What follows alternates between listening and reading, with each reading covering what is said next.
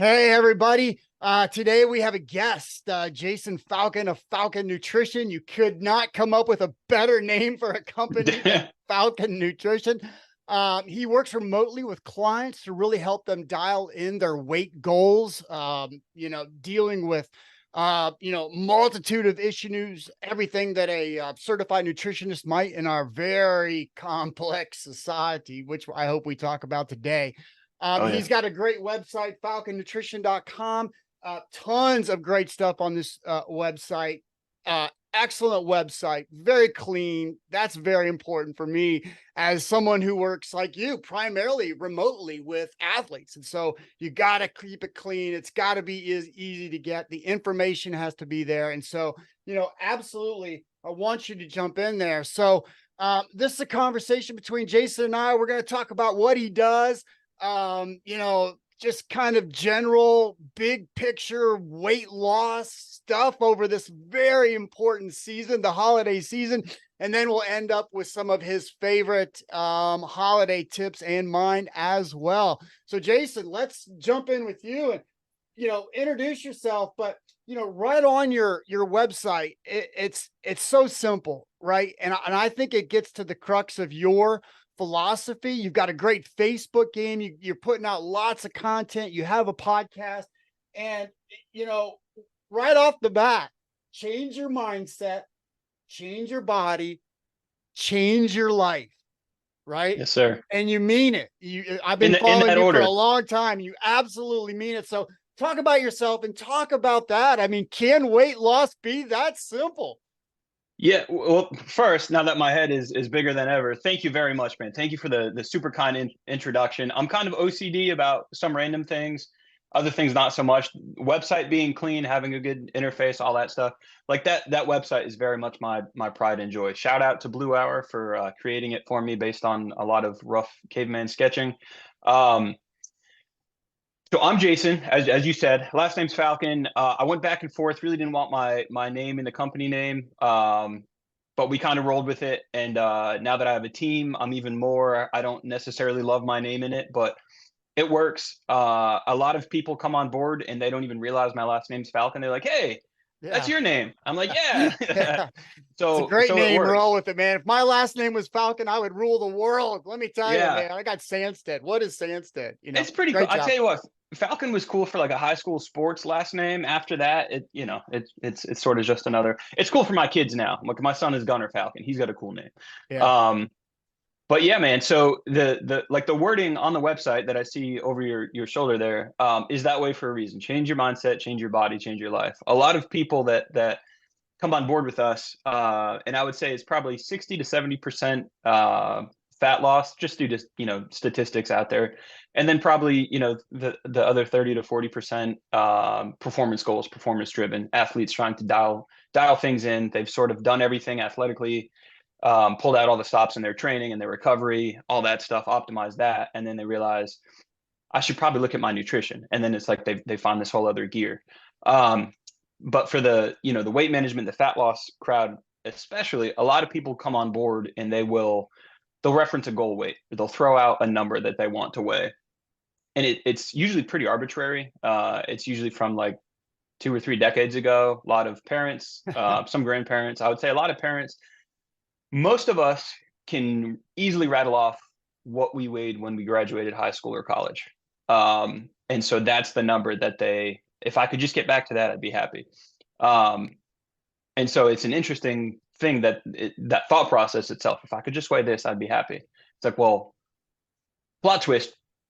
That's probably not going to happen because you weigh a certain number. So, like, I'm very, very emphatic in the mindset portion of it being huge. I Yeah. think most people just want to carry themselves with pride, with self-confidence, with all those things. Most people, when they start putting work into themselves, like I'm sure you have athletes come on board that 2 weeks into it, like if you had a call with them that second week versus like 2 weeks back before they even onboarded, you can't see that they have more pep in their step, but you can probably hear it because they've bought into this thing. It's creating tangible results. They've taken control over this thing that's important to them. So like cycling performance and recovery and all that stuff and watching their metrics improve on your side would be like okay, I'm not even perfect at this thing working with Jason and his team, but like my waist is already down, an inch. I'm down 4 pounds, and Yeah. really, I'm just kind of doing my best. And so, like Yeah. the self confidence. So, getting that started is one thing. Once the momentum is there, like once they're seeing and feeling the changes, and momentum kicks in, it's like a tailwind blowing them along, and Yeah. that's when the mindset shifts start to happen. Shot, And then yeah, that it's mindset, and so for me as a coach, it's, first we both have these weight loss stories. I was at yeah. the 255 pounds at the end of my 30s. I How swam. did I not know that, Yeah, dude? I swam for my university. I was great all the way through my 20s. I jumped into master Wow. swimming and like all this great stuff. But there was like a 3-year period where I ballooned up because of work, stress, bad habits, all this kind of stuff. And so I was at 255 pounds. And Okay. that was in my 30s. I'm 51 years old now, and I am 100 and I weighed myself this morning. I'm 165 pounds, and I never would have dreamed that I could be 165 pounds and essentially never have to think about it, right? Never really think about like what I'm eating. It's because I've changed my mindset. I've changed my behaviors. I've just changed the type of foods that I have in my house, which Yep. took a long time. Alcohol was one of those things. I was a big drinker, man, for about 25 years. And finally I said, no more alcohol. But, now I'm at, a very comfortable 165 pounds. And I never would have dreamed that when I was at 255, trying to get back down to 245, it was like Yeah. just killing me. And I always had to think about it. And I had to, destroy myself just to get down to 245. Right. But Yeah. now it's not like that. It's a very healthy thing. And it's one of those things that I try to do for my clients as well. And that, I'm not interested in a 6-week diet. I'm interested Right. in a 6-year wellness plan, right? Yeah. That they can, implementing behavioral changes, mindset changes that will take them through 6-year period so that, they're like me, and I feel great. I'm 51 years old.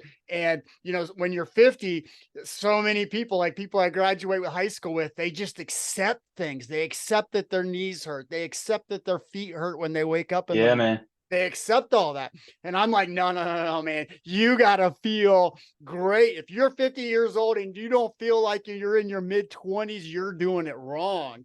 And Well, go ahead. Yeah. I mean, you're existing at that point, right? Like, are you actually living, or is it just like another day that's all starting to run together? You're Yeah. watching life from the sidelines. You like, Yeah. there's plenty of people in your age range. I saw a really interesting post the other day, and man, it was from John Goodman, not that John Goodman, another John Goodman.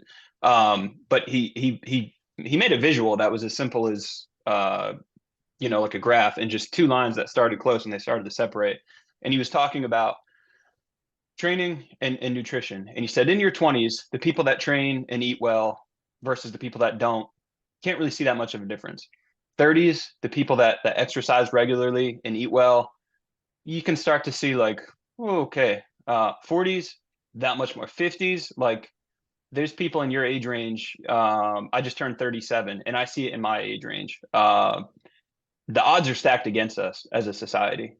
Everything's getting more convenient, more hypercaloric, more processed. We don't have to move really at all. You can get a meal delivered to you probably 5 minutes from now if you have $15. Like, it's absolutely crazy how you have to be willing to almost be the weird one in today's society. Like, you have to make choices that most people probably aren't making because they're not convenient and they're not the norm. Like, if there's That any time I to accept yeah. being the weird one, it's pretty much how Thanksgiving, you. I'm going to be really super weird.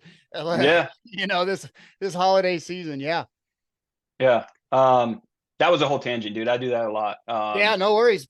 So basically, change your mindset, change your body, change your life. That's a great core philosophy. And so, I'm interested in, so all my athletes, they come to me and they want Yeah. PRs, they want to win, they want podiums. I Yeah. am Yeah. all about that. I'm an extremely competitive coach, right?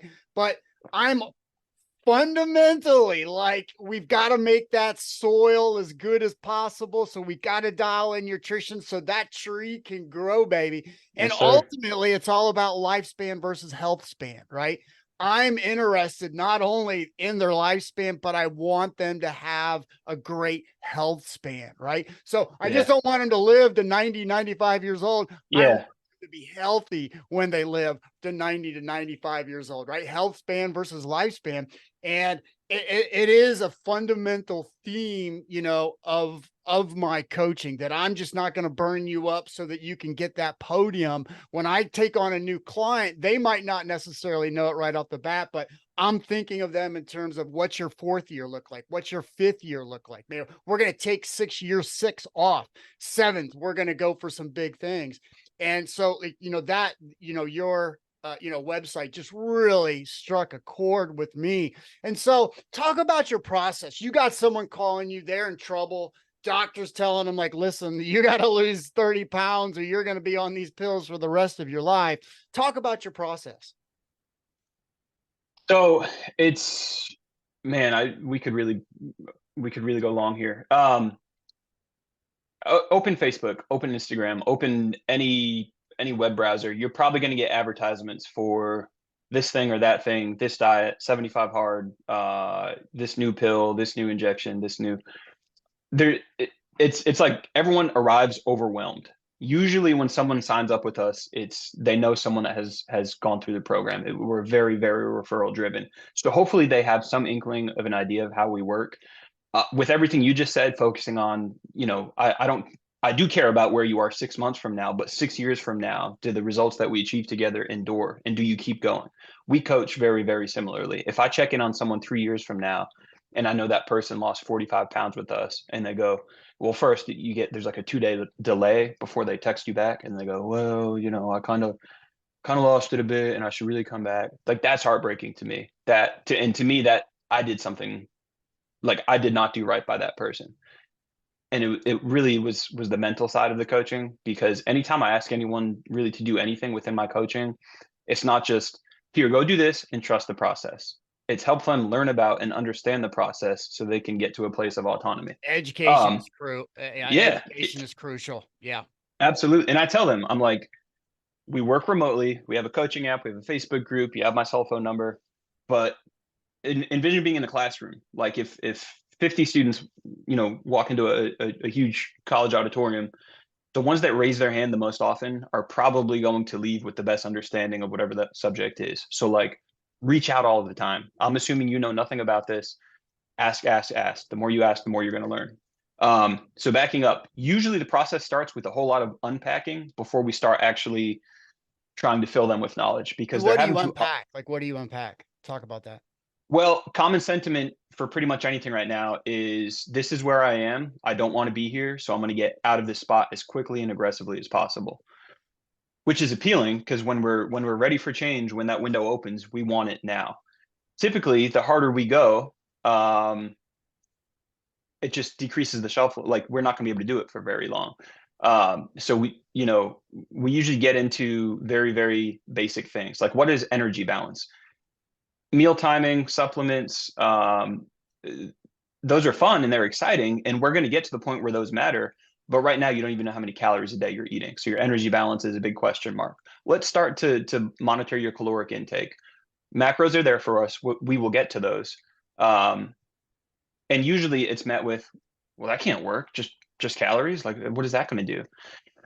At the same time that we're monitoring calories coming in, so I'm standing awkwardly right now, and I keep shifting because I have a walking pad under my desk. I turned it off so that we wouldn't pick it up. But I mean, it's as simple as I wear an Apple Watch because I do a lot of athletic things. Yep. This fancy pedometer from Amazon was $10. Find a way to track your steps. Energy balance is an equation. It's got two sides, calories in versus calories out. We could only touch your food levels. If we know we need to get you in a deficit, we could work on only reducing your food levels, but we're leaving 50% of the equation there for the taking. So why not, just like we're going to start to monitor your calories, let's see how much you're moving in a given day. Probably not very much. Most of us aren't. That's no dig on anyone, but I have a walking pad under my desk for a reason. If I didn't walk during my workday on this thing, I'd wrap an 8 hour, 10 hour workday with 2,000 steps, however many times I have Yeah. to pee, you know? So in the cycling world, we have all these pieces of technology that, I personally use in my coaching just to get a better understanding of my client. Like I love the Whoop Oh device, yeah. you wear that gives me a great understanding of so many aspects of their process off the bike. So Yeah. it's, for me, it's huge that, Yeah. it's not, it's what I call a difference between a workout specialist, someone who nails their workout, and someone who is an endurance athlete, someone who nails their 24/7 process, which Yeah. includes great sleep, great nutrition. And so my process is very similar to yours, and that we gather data. In the endurance world right now, there are a million different ways to gather data, to work out with my clients, right? And so primarily the ones that I work at, there's technology on the bike where I can Yeah. get just a clear picture of what they're doing on the bike. And then I do Yeah. love that Whoop device to get them to understand what they're doing off the bike in Yeah. ways that we can, improve that 24/7 process, which is for me, which is why you're here. Like I work with nutritionists. I love nutritionists. I love Yeah. those people that dial that soil in, right? That make Yeah. that soil the best possible soil so we can grow that tree as big as possible. And so, you're part of my process, just basically talking to you. And so then, you mentioned platforms, the Facebook, you have a phone app, or you work with a commercial phone app that I guess to, Yeah. help track calories, food diary, things of that nature. Yep, exactly. So, are you using Training Peaks? Are you still Yes. within Training Yes. Peaks? Yeah. Yep. So Training Peaks for monitoring one's training. MyFitnessPal is the most common. They have a free Yep. one, Yep. free food tracking app, and then we use an actual coaching app called Trainerize. We're probably about to switch away from both of those apps because things keep getting better, and the apps that aren't keeping up, it's becoming very apparent. But Yeah. they're fully serviceable. They're working, Yep. great for now. So essentially, gone are the days of having to carry around a little notepad and a pen and writing down everything you eat and figuring out how many calories. MyFitnessPal does that for you. What you're eating, how much of it you're eating, um, and it's keeping track. Our clients have no different than if you banked with Bank of America and you knew your daily budget was $100. Every single day, you're just entering all your expenses in there and watching your $100 tick down every time you spend money. The idea is to Yep. get it down to zero, right? To strike the energy balance we're looking for. So they're tracking in there. All that data syncs through to our coaching app. We can see all their measurements, their weight, depending on the gadgets they have. Um, Sleep, steps, resting heart rate is my favorite. There's a lot of things people don't think to look at. Resting heart rate, in my opinion, is one of like the greatest indicators of one's actual fitness improving. A lot of Yeah. people don't necessarily set out Yep. to make changes there, but when you lose a substantial amount of weight, I tell them, I'm like, that's that much less times your heart is beating in a given day, meaning it Gonna has go that many down. more Yeah. times So later. that's Yeah. so when I was 255, my resting heart rate was Oh, probably dude. in the 80s. But now that I'm 165, my resting heart rate has been about 48 for Yeah. years now. 4 Dude, I don't years, know my how resting heart rate.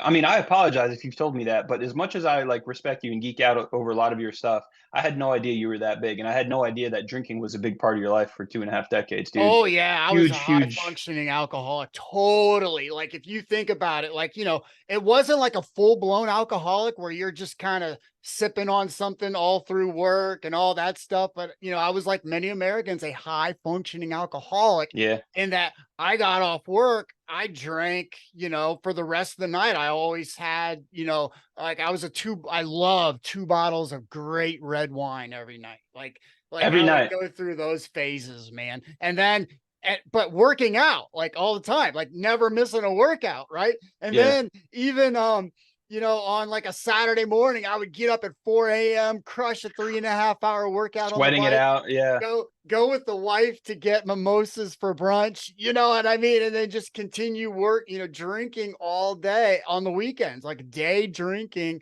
was yeah, just, part of my life. And, I never missing a workout, never missing a day of work, crushing my workouts. yeah, But man. you plateau, like Yeah, you just plateau in terms on a physical level. Yeah. But so I'm 51 and I have data, power data, all this technology data from the bike that we use in the endurance world since 2012. And so at age 51, and I've been hammering it on the bike, Yeah. about 10,000 miles a year ever since 2012. I just now hit my all-time PRs for my 1 Damn. second, my 1 minute, my 5 minute, my 10 minute, my 20 minute, my 60 minute, my 90 minute, and my 6 hour, like just this year, right? So I'm not even Dude, close. that's a special place to be. Yeah, it's great. And so, I quit drinking. It'll be this January. It'll be 4 years. Nothing whatsoever. No Dude, I'm proud of you, alcohol man. whatsoever. That's Yeah.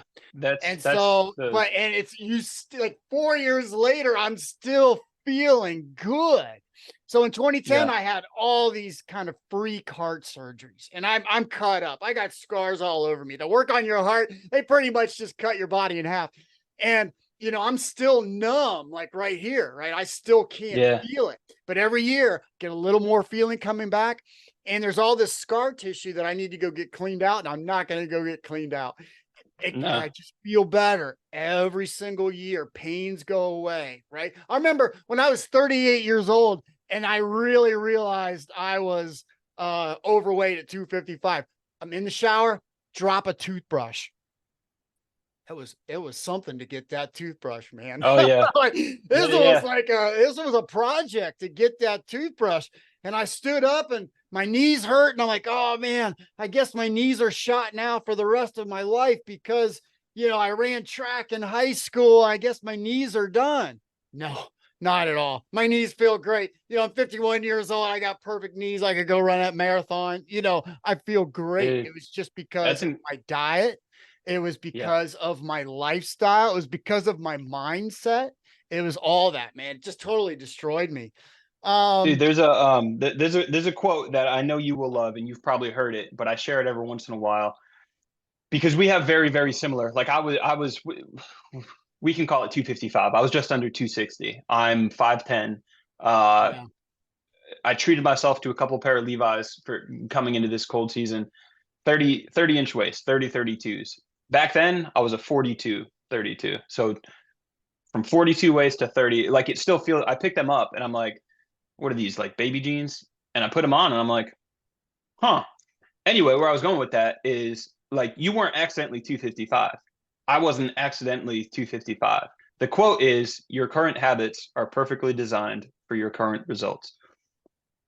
And it's Yeah. equal parts cruel but extremely truthful. Like it's all cause and effect. Your body of health, your weight. There's things that you're born with. There's injuries that you didn't ask for. There's things within your health that you know you didn't necessarily cause. But like your day-to-day habits, how you're treating your body, the one body you have to go through this life with, have it's what Yeah. you put into it, how you move it or not. You Health you is have what total say. Yeah, health is one of the best things. So, I get my blood work done every year. And so this Yeah. last year, the nurse brings me the results and she's looking at these results and she was like, and where I live in Virginia, the mountains of Virginia, these counties in Appalachia are consistently some of the, rated the most unhealthy, if you will, Are you Bath or in Nelson or Virginia. where, what county? Bedford County. Bedford, that's right. Yeah, yeah. Yeah. And so it's right between Lynchburg and Roanoke. And these small counties, the small towns are, often, the ones with the worst um Oh, health dude, yeah, of no, the residents. 1,000%. And Food so desert. I she mean, she yeah, she looks at this and she goes, "You have no idea, but there are people out there that would literally kill for these results." I believe Like, it. she was shocked, like, just to see healthy results in our area, like, she was literally taken aback You're the because weird one. that's very weird. That's not the case here You, at you, all. you. I mean, you live in a way that most don't really have interest. I think most people, if they understood, and so going back to the onboarding process, we really, really, really try to drive home. Like, we're not going to ask you to do anything crazy. We're not going to ask you to buy supplements from us. We don't sell any supplements. Yep, We're not going to ask you to do anything absolutely like outlandish.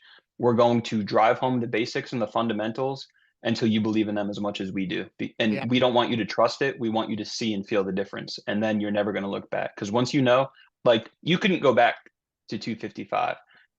I can go like, we might gain 3, 4, 5 pounds, but the level of discomfort we would feel there, because we're going against everything we now know and the Yep. things that we wouldn't be doing and the things we would have Yep. started, like we would feel so conflicted, right? That range, that pendulum swing just gets, the longer you do it, your range of variance just gets smaller and smaller and smaller. So once you set your life up one way for the cause and effect to go the way that you actually want it, it's really tough to regress from there.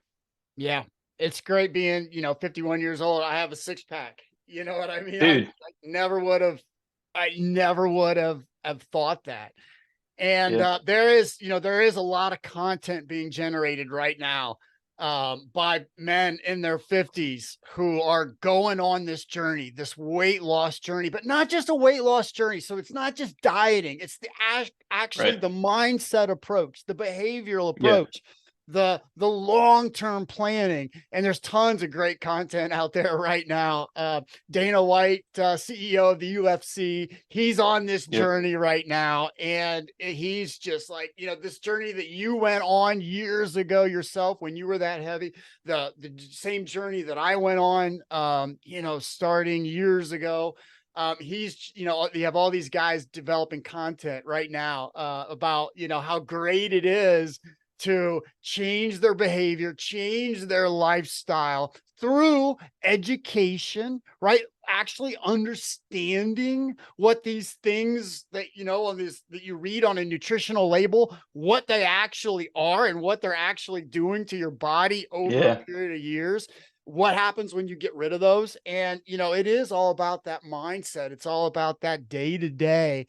It's yep, the small gains that you make today lead to major changes in the future.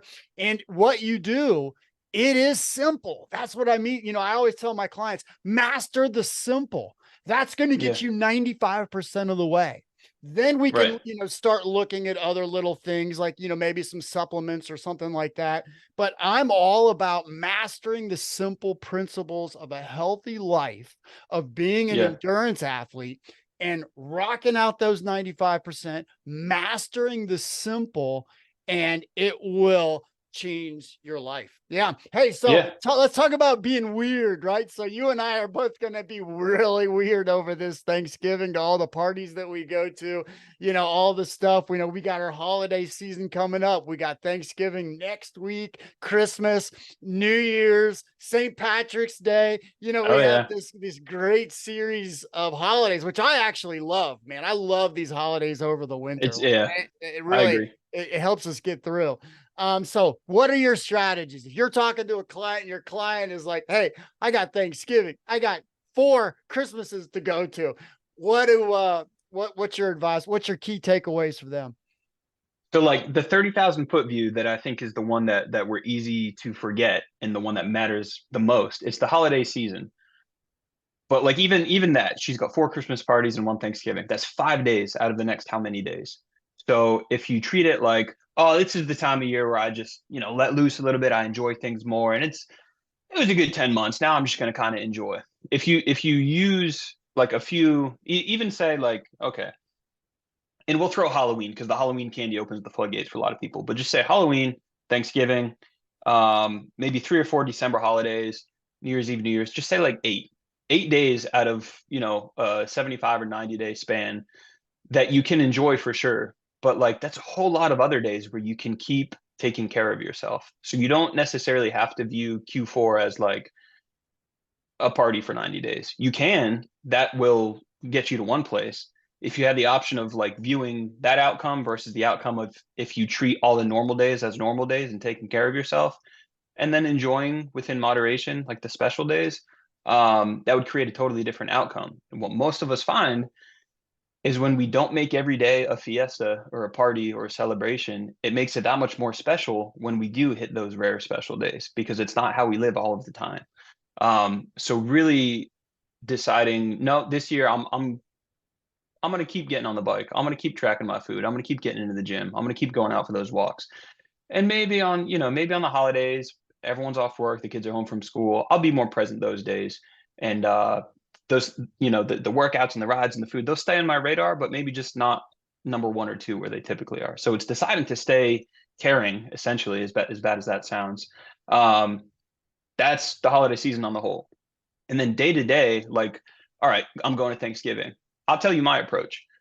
255-pound Jason would have eaten normal breakfast, normal lunch, and then, and I would have eaten lunch at like noon, knowing damn well Thanksgiving dinner was at like 2 p.m. So I would have arrived there probably already 1,500, 2,000 calories in.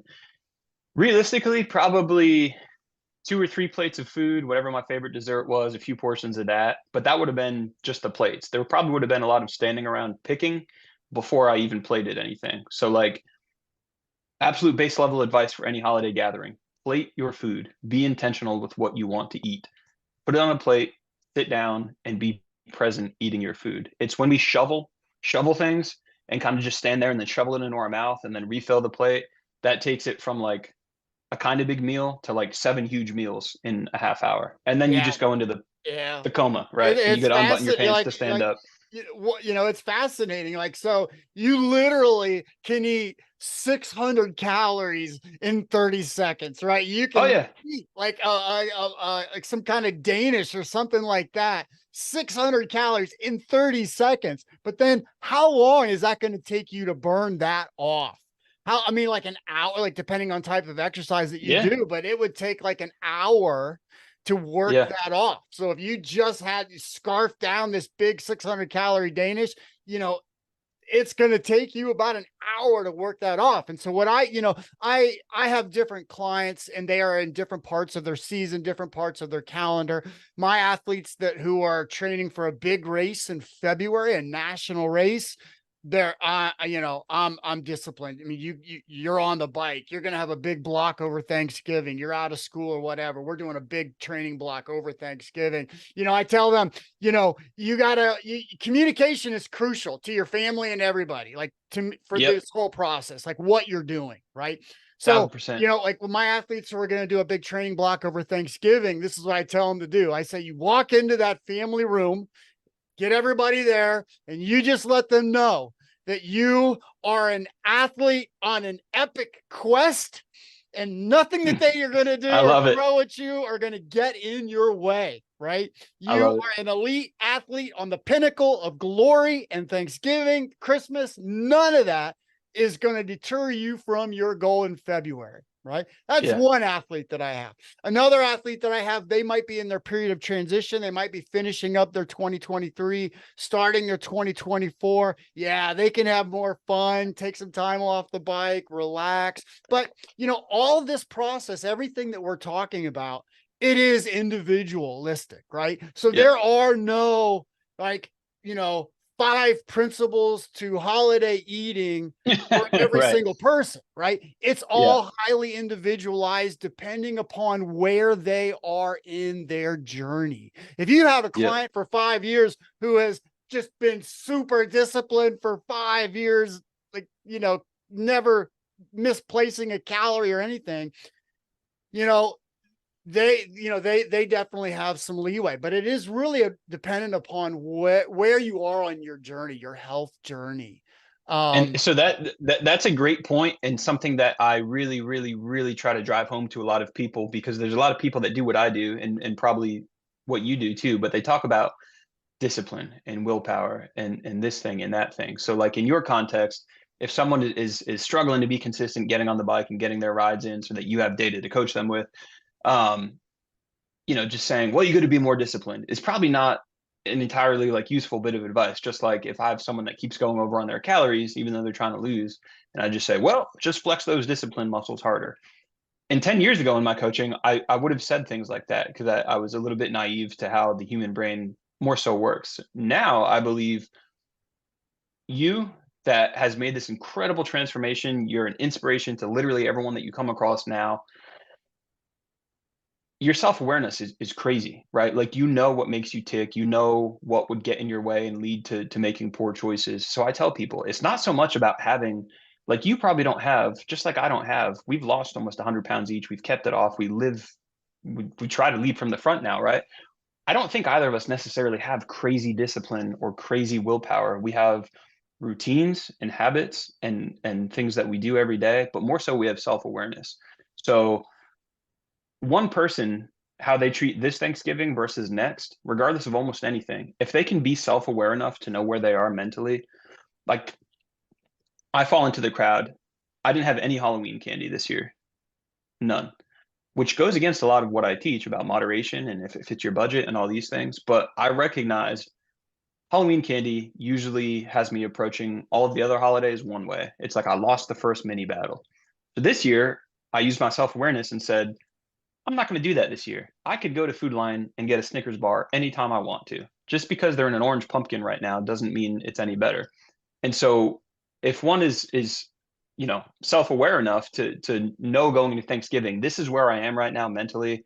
I feel like, yeah, that looks good, but I could go to Boston Market anytime and get a lot of this stuff. So I don't necessarily need to enjoy things any bit more because that'll probably lead me into a decision pattern I don't want to be in.